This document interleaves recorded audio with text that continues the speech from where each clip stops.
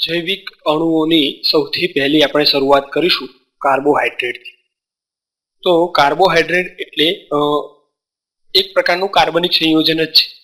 જે કાર્બોહાઈડ્રેટ છે એ સામાન્ય રીતે વનસ્પતિમાંથી મળે છે અને મનુષ્ય માટે જે જરૂરી ત્રણ વસ્તુઓ છે, એક છે અન્ન, વસ્ત્ર અને આવાસ. આ ત્રણેય જે મુખ્ય જરૂરિયાતો છે તે કાર્બોહાઈડ્રેટના કારણે જ પૂરી થાય છે. તો ખૂબ જ અગત્ય ધરાવતા કાર્બનિક સંયોજનો.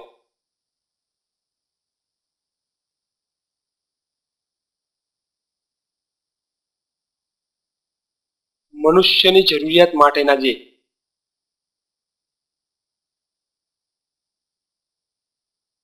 અન્ન, આવાસ અને વસ્ત્ર, આ તમામ જરૂરિયાતો જેના દ્વારા પૂરી થાય છે તે છે કાર્બોહાઈડ્રેટ.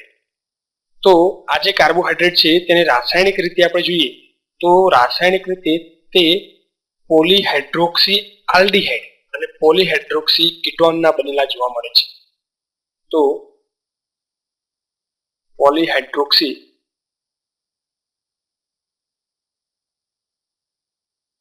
આલ્ડીહાઇડ કે પોલીહાઇડ્રોક્સી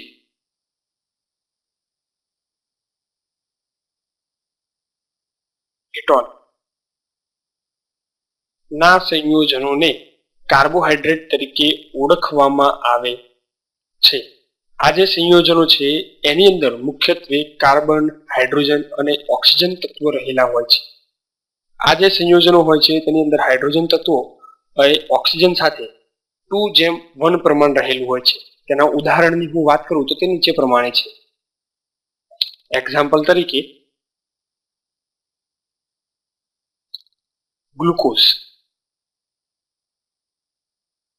જે ગ્લુકોઝ હોય છે તેની અંદર રહેલું હોય છે C6H12O6. તમે જોઈ શકો છો કે હાઇડ્રોજન અને ઓક્સિજન બંનેનું પ્રમાણ 2:1 છે. એ જ રીતે સુક્રોઝ, જેને આપણે ખાંડ તરીકે ઓળખીએ છીએ, એ C12H22O11. એ જ રીતે સ્ટાર્ચ, જે સ્ટાર્ચ છે એ C6H10O5. અસંખ્ય અણુઓ એકબીજા સાથે જોડાઈને સ્ટાર્ચ બનાવે છે. તો આ બધા સંયોજનોની અંદર તમે જોઈ શકો છો કે ઓક્સિજન અને હાઇડ્રોજનનું પ્રમાણ જે છે મોટા ભાગે 2:1 પ્રમાણ રહેલું હોય છે. પરંતુ ઘણા એવા સંયોજનો પણ છે કાર્બોહાઈડ્રેટના કે જેની અંદર આ પ્રમાણ જળવાતું નથી, જેમ કે રેહમનોઝ, જેની આપણે આગળ વાત કરીશું. એ બધાની અંદર આ પ્રમાણ પૂરેપૂરું જળવાતું નથી. તો આ બધા જ પ્રકારની જે સ્ટાર્ચ, શર્કરા, ગ્લુકોઝ વગેરે જે સંયોજનો હોય છે એ બધા જ સંયોજનો એ કાર્બોહાઈડ્રેટ તરીકે ઓળખાય છે. કાર્બોહાઈડ્રેટને બીજા નામ સેકેરાઇડ તરીકે પણ ઓળખવામાં આવે છે. અન્ય નામ સેકેરાઇડ તરીકે પણ ઓળખવામાં આવે છે. કારણ કે જે આ કાર્બોહાઈડ્રેટ હોય છે એની શર્કરાઓનો સ્વાદ મોટા ભાગે ગળ્યો હોય છે. અને ગળ્યા શબ્દ માટે, સુગર માટે લેટિન ભાષાની અંદર એક શબ્દ છે જે છે સેકેરમ. એ જ રીતે ગ્રીક ભાષાની અંદર એક વર્ડ છે જેને કહેવાય સેકેરોન. તો એના ઉપરથી આ બધી જ શર્કરાઓને સેકેરાઇડ તરીકે પણ ઓળખવામાં આવે છે. તો આ આપણે ઉપર છેલ્લું કાર્બોહાઈડ્રેટની માહિતી મેળવી. હવે તેનું વર્ગીકરણ જે કરવામાં આવે છે કુલ ટોટલ 3 ભાગની અંદર, તેની વાત કરીશું. તો એ વર્ગીકરણ નીચે અનુસાર જોવા મળે છે. કાર્બોહાઈડ્રેટનું વર્ગીકરણ.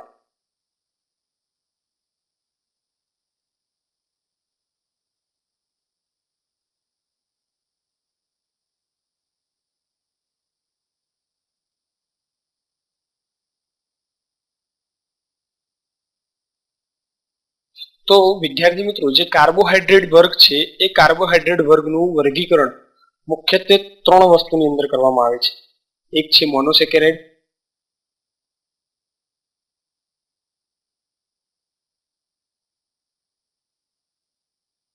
બીજો પ્રકાર છે ઓલિગોસેકેરાઇડ અથવા તો બીજો પ્રકાર છે ઓલિગોસેકેરાઇડ.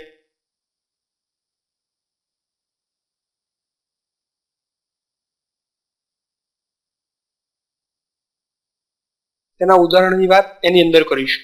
અને ત્રીજો ભાગ છે પોલિસેકેરાઇડ.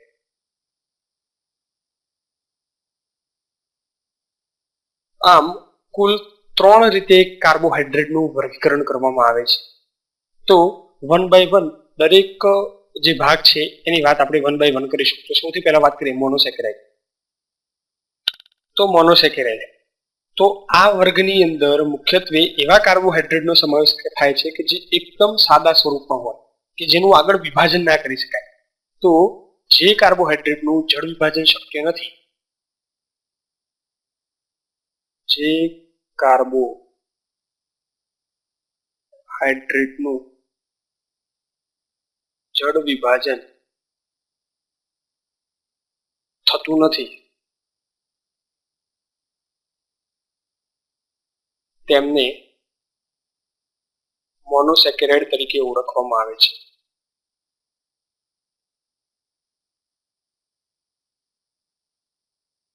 તો વિદ્યાર્થી મિત્રો, આ જે મોનોસેકેરાઇડ વર્ગ છે એ વર્ગની અંદર 2 થી લઈને 10 કાર્બન સુધીના કાર્બોહાઈડ્રેટનો સમાવેશ થાય છે.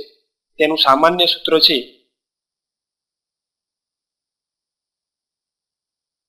CnH2nOn. આના વડે એને દર્શાવવામાં આવે છે. ઉદાહરણ તરીકે હું વાત કરું તો ગ્લુકોઝ. તો ગ્લુકોઝનું શું સૂત્ર છે? તો ગ્લુકોઝનું સૂત્ર છે C6H12O6. એ જ રીતે ફ્રુક્ટોઝ, એનું શું સૂત્ર છે? તો C6H12O6. આમ વિદ્યાર્થી મિત્રો, જે ગ્લુકોઝનું આગળ જળ વિભાજન શક્ય નથી, માટે ગ્લુકોઝનો સમાવેશ મોનોસેકેરાઇડની અંદર કરવામાં આવે છે. અને આ બધા જે સંયોજનો છે એ કુદરતની અંદરથી આપણને મળી આવે છે. એના પછી બીજો પ્રકાર છે ઓલિગોસેકેરાઇડ. તો ઓલિગોસેકેરાઇડની અંદર 2 થી 4 મોનોસેકેરાઇડના એકમો આવેલા હોય, 2 થી લઈને 4 મોનોસેકેરાઇડના અણુ, એવી બધી શર્કરાઓનો સમાવેશ ઓલિગોસેકેરાઇડની અંદર થાય છે. એટલે કે 2 થી લઈને 4 સુધીના જે સેકેરાઇડ છે એનો સમાવેશ આની અંદર થાય છે. તો એના પણ 3 પ્રકાર પડે છે. એક છે ડાયસેકેરાઇડ,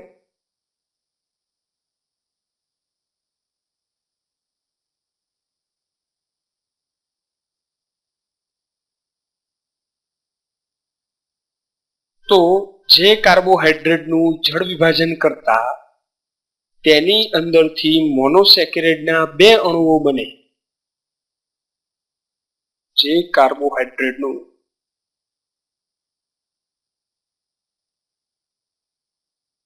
જળ વિભાજન કરતા તેમાંથી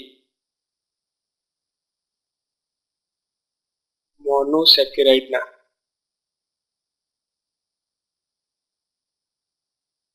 2 અણુ બને, તેને ડાયસેકેરાઇડ કહે છે. એટલે કે જેનું વિભાજન કરી અને 2 મોનોસેકેરાઇડના અણુ છૂટા પડે તેવા બધા જ સેકેરાઇડનો સમાવેશ ડાયસેકેરાઇડની અંદર થાય છે.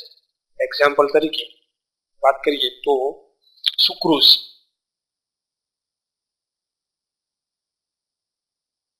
જેનું અણુસૂત્ર છે C12H10O11. એ રીતે માલ્ટોઝ, લેક્ટોઝ વગેરે શર્કરાઓનો સમાવેશ ડાયસેકેરાઇડની અંદર થાય છે. એના પછી જે ઓલિગોસેકેરાઇડ છે એનો બીજો પ્રકાર છે ટ્રાયસેકેરાઇડ.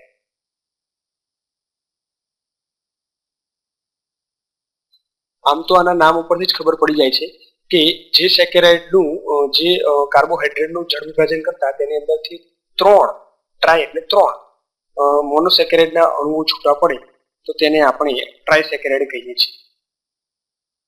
જેના જળ વિભાજનથી મોનોસેકેરાઇડના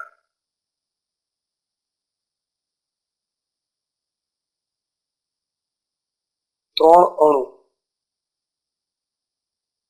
છૂટા પડે તેમને ટ્રાયસેકેરાઇડ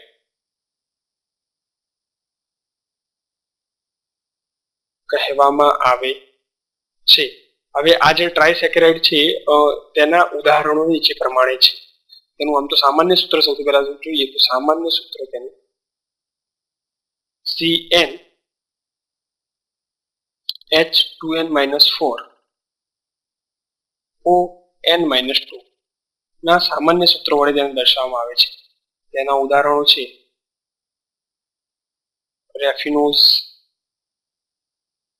તેનું અણુસૂત્ર હશે C18 H32 અને O16 અને રેફિનોઝ તરીકે ઓળખવામાં આવે છે. તો આ થઈ ગયું ટ્રાયસેકેરાઇડ. એના પછી આપણે જોઈએ ટેટ્રાસેકેરાઇડ. ત્રીજો પ્રકાર ડાયસેકેરાઇડનો ટેટ્રાસેકેરાઇડ. તો ટેટ્રા એટલે કે 4. તો જે કાર્બોહાઈડ્રેટનું જળ વિભાજન કરતા તેની અંદરથી મોનોસેકેરાઇડના 4 અણુઓ છૂટા પડે તો તેને ટેટ્રાસેકેરાઇડ કહેવામાં આવે છે. જે કાર્બોહાઈડ્રેટનું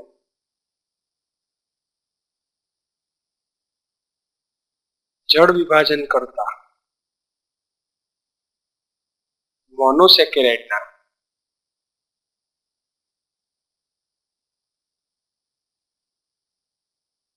4 અણુ છૂટા પડે તેમને ટેટ્રાસેકેરાઇડ કહે છે.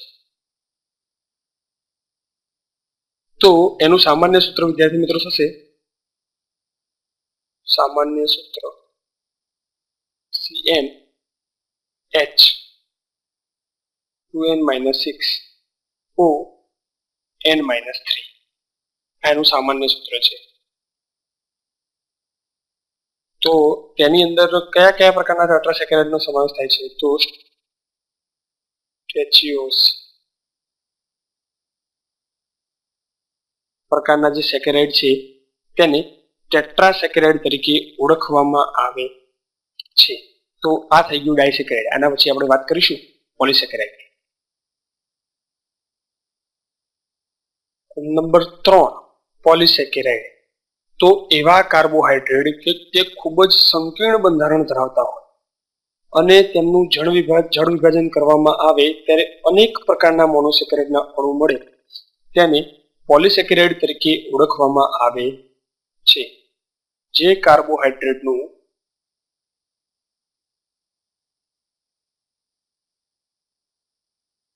જળ વિભાજન કરતા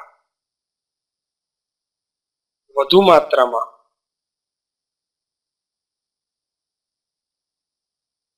મોનોસેકેરાઇડના અણુ મળે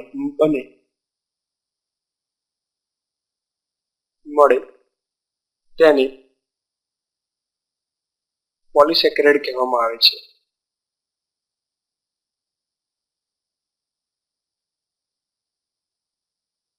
તો આની અંદર પણ અલગ અલગ પ્રકારના સેકેરાઇડનો સમાવેશ થાય છે, જેમ કે સ્ટાર્ચ. આ ઉપરાંત છે ગ્લાયકોજન, ડેક્સ્ટ્રિન,